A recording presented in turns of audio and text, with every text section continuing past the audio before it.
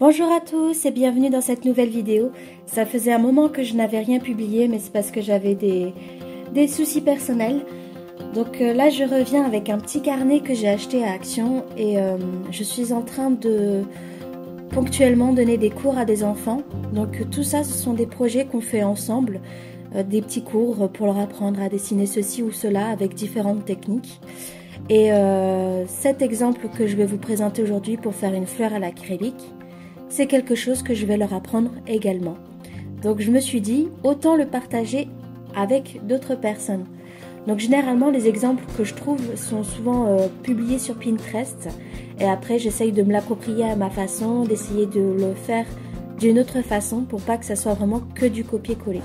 Donc là ce que je vais faire, c'est que je vais prendre trois couleurs, donc le blanc, le rouge et le jaune, et je vais faire plusieurs dégradés de orange que je vais venir déposer avec un pinceau. Je vais le poser, appuyer, et quand je vais descendre vers le bas, je vais appuyer un peu moins.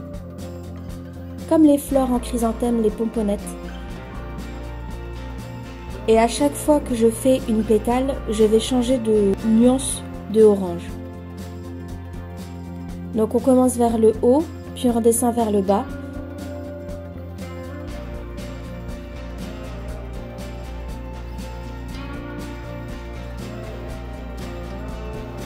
Et on essaye de donner une forme assez ronde à l'ensemble.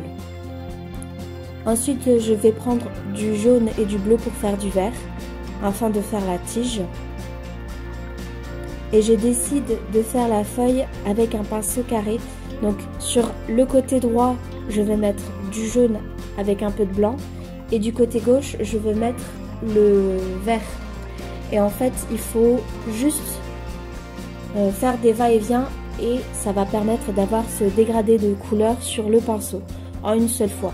Donc c'est une technique aussi qui est très sympa à faire, que j'ai déjà réalisé avec les enfants. C'est quelque chose que j'aime bien réaliser avec eux, c'est assez simple, mais l'effet est quand même très très joli après.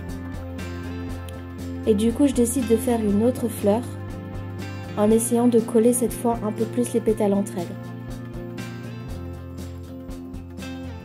C'est une technique qui est vraiment très rapide et le résultat est assez plaisant à voir.